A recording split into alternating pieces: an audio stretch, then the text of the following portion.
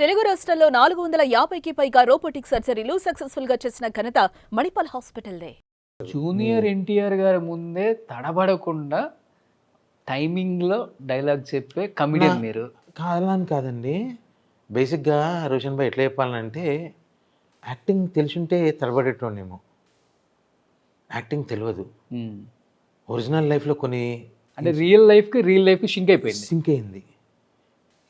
ఏ character చేసినా డాగేసుడేగా. హే ఇమ్రా అనగా దానికి ఏదైతే యాక్టింగ్ ఏంది, కెమెరా అయితుంది. చేసుడే. నచ్చిందంటే ప్లస్ clap అయింది కొట్టిర్రు. లైఫ్‌లో బాగా. అంతే. హ్మ్. ఇక అప్పుడు అమ్మాయిలు నేర్పించుడు. కాలేజీలో అంతా పని అదే కదనే. చదువుకున్నది ఈడ. పూర్లను చిడాయించుడు, ఆని కొట్టుడు, ఈయన కొట్టుడు. కాలేజ్ రావద్దురా అంటే ఓకే థ్యాంక్ యూ గేట్ బయట కొట్టుడు. కాలేజ్ లోపల కాదు గేట్ బయట. ఏదో ఒకటి పంచాయతీ కాలేజ్ దగ్గరనే ఉండేదిగా. హ్మ్. లైఫ్ అంతా అట్లా జరిగింది. బేసిక్గా రియాలిటీకి చూస్తున్నాం లైఫ్ని. వచ్చిన తర్వాత ఇండస్ట్రీలోకి వచ్చిన తర్వాత యాక్టింగ్ ఎలా చేయాలి, వాళ్ళు చెప్పినప్పుడు చేయాలి. అది ఎట్లా అనే టైంలో God's grace, touch wood bro, I'm telling you, నా లైఫ్లో నా జర్నీ ఇంత దానికి రావడానికి సోల్ క్యారెక్టర్, నా soul Rajeev Kanakala okay. Is the first guy to say hi అన్న నన్ను భుజం మీద చేసిన మొట్టమొదటి actor is Rajeev Kanakala. It so happened from the day one we got together. అలా రాజీవ్తో జర్నీ, రాజీవ్ వాళ్ళ ఇన్స్టిట్యూట్లో ఫ్రెండ్స్ రాఘవ్ కావచ్చు, పెద్దిరామారావు కావచ్చు, సమీరు, హర్ష, వకందం వంశీ, ఇలా ఒక సర్కిల్ ఏర్పడింది. All good souls. ఎప్పుడు క్యారెక్టరు, సినిమా, డబ్బింగు, స్టోరీ వీటి గురించే డిస్కస్ చేసేవాళ్ళు. వేరే సొల్లు ఉండేది కాదు. నలుగురి దగ్గర పరిచయం అయినా కూడా నలుగురు మంచి మనుషులతో పరిచయం అయ్యేది, సొల్లు ఉండేది కాదు. అంటే we had fun, we had after hours fun, midnight funs అన్నీ చేసాము. కానీ ఎప్పుడు ఒక ట్రావెల్, ఒక discussion, not bitching about people. Okay. వాడి గురించి వీడి గురించి మాట్లాడడం లేవు. మనమున్న నలుగురు ఏం చేస్తే బెటరు, తిట్టినా నిన్నే, నువ్వు తిట్టినా నన్నే అన్న టైప్ ఒక లైఫ్ స్టైల్ ఉండడం, ఒక గ్రూప్ లాగా వాళ్ళు మంచి మనసులు ఉండడం, నాకు ఎదగడానికి వాళ్ళ తోడ్పట్టు, వాళ్ళ సపోర్టు చాలా ఎక్కువ.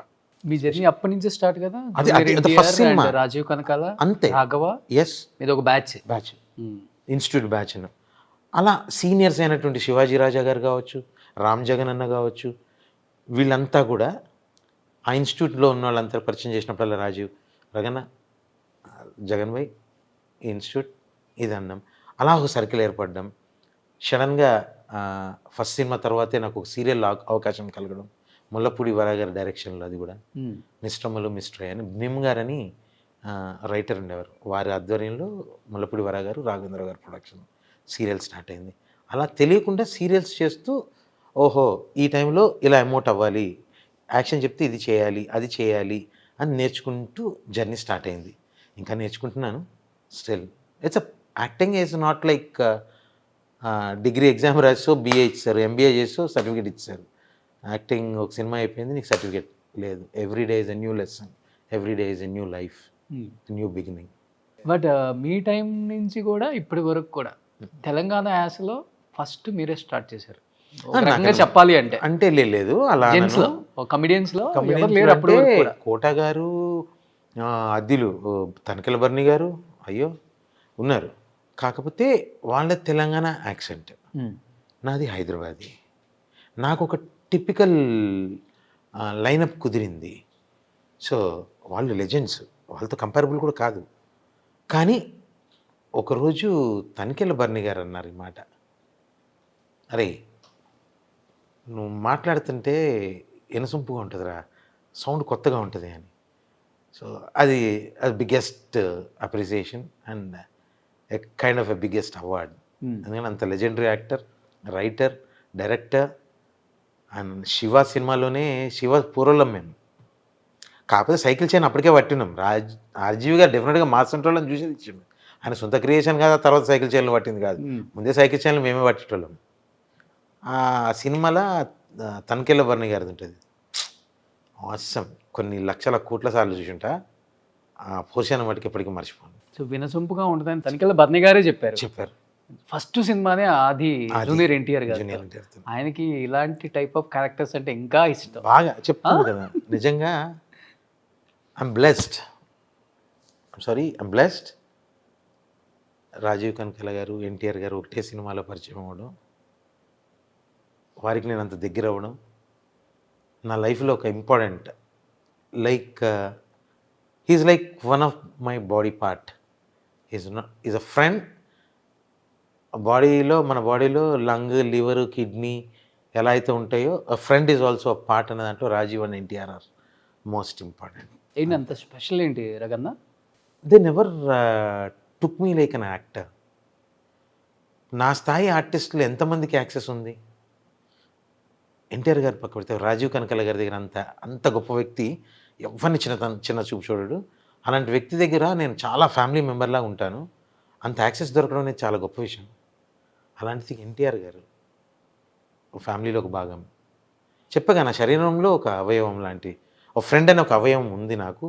అందులో ఒక రాజీవ్ ఒక అవయవం, ఎన్టీఆర్ గారు ఒకటి. సో అది ఇష్టం అంతే.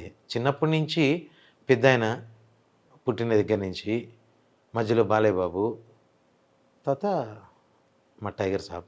చాలా మంది దగ్గర చెప్తారంటే ఎన్టీఆర్ కోసం కావాలంటే నా ప్రాణాలైనా ఇస్తాను అని. ప్రాణం ఇచ్చుడేంది, తీసేసామంటే తీసేస్తా. ఇప్పుడు చెప్పు, పలానోడు ఇట్లా అనడని చెప్పు, రేపు వితిన్ 24 hours ఉండదు. వాళ్ళు ఉండరా, మీరు ఉండరా? వాళ్ళు ఉంటారు, నేను ఎందుకు ఉన్నాను? అరే పక్కా ఎదురాదే, నేను ఒక మటమే లేదు. ఆయనను ఎవరన్నా ఏదైనా చేస్తారంటే ఫస్ట్ నన్ను వేసి ఎన్టీఆర్ గారు, చదవాలి. నన్ను లేపేద్దని చెప్పొద్దండి ప్లీజ్.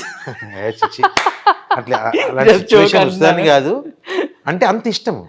ఆయన కోసం చచ్చిపోవడానికి సిద్ధం అంట. 100%. ఆయన అంతలా ఇష్టపడుతున్నారంటే లైఫ్లో ఏదో మిరాకిల్ జరిగిందండి ఆయన వల్ల మీకు. అంటే కనెక్షన్ అండి అది. That I say it's a bio connection. కొన్ని ఎలా ఉంటాయంటే, nature gives you few things, everything you won't get. అది కూడా కొంతమందికి కొన్ని దొరుకుతాయి. పొద్దునే మీరు ఈరోజు రఘుది ఇంటర్వ్యూ ఉంది 9ంటికి వెళ్ళాలి అని నైట్ అలారం పెట్టుకోకుండా పడుకున్న 5:30కి లేచి రెడీ అవుతారు. ఎందుకు? That's called bio clock. అది మైండ్లో ఫిక్స్ అయిపోతుంది. అలా నాకు తను బయలాజికల్గా కాకపోయినా నాకు అది ఒక పార్ట్ అయిపోయింది నా బాడీలో. ఇష్టం, దానికి తగ్గట్టు he gaves so much of love. తట్టుకోలేమంట ఆ ప్రేమకి. ఇనీషియల్ డేస్లో ఫస్ట్ వితిన్ మంత్లోనే మేము అందరం కూర్చున్నాం, ఫ్రెండ్స్ అందరం. తను ఒక మాట అన్నారు, రే నా family, my mom, dad, my పిన్నీస్, my sisters, after that you guys 6 people are my family. Be with me like a family. Never ever try to recommend this director is good, listen to him, do with him, this writer katha is good. Don't get all those don't bring those lines in between our relation. మీరు యాక్టర్స్గా నా సినిమాల్లో ఇది మీరు చేసేది, ఇది చేస్తే బాగుంటుంది అనుకుని మీకే వస్తాయి. అది కూడా అడగాల్సిన అవసరంలా మీకే వస్తాయి. Be with me like my family అని చెప్పే అంటే ఎంత గొప్పడై ఉంటుంది సార్ అది. అట్ ద ఏజ్ ఆఫ్ 19-20లో, by the time I'm 30. 30. He was 19-20. ఎంత మెచ్యూర్డ్గా ఆలోచించుంటాడు. Till date none of our gang members never recommended anyone nor pampered someone in front of him. Pampered in the sense encouraging someone for him. We never did that. We never went to him and bhaiya hero, I never call him Tarak by interview or anything. I always call him Anna, Pedana, Nana, inte. Even in my phone also will be a different name. ఈ చెప్పిన పేరు ఫోన్లో ఏం save చేసుకున్నారు? మళ్ళీ అది పెద్దన్న. మిమ్మల్ని ఏమని పిలుస్తారు? రఘు. అది ఇంకా రకరకాలుగా ఉంటాయి. ఆ ప్రేమ పిలుపులు చాలా ఉంటాయి మాకు. అవన్నీ అడగద్దు, పర్సనల్ స్పేస్లు అవన్నీ చెప్పర్లే. చెప్తారు, సినిమా సంబంధించిన ఏమైనా చెప్తాం. సో అందు గురించి ఆ ఇష్టం.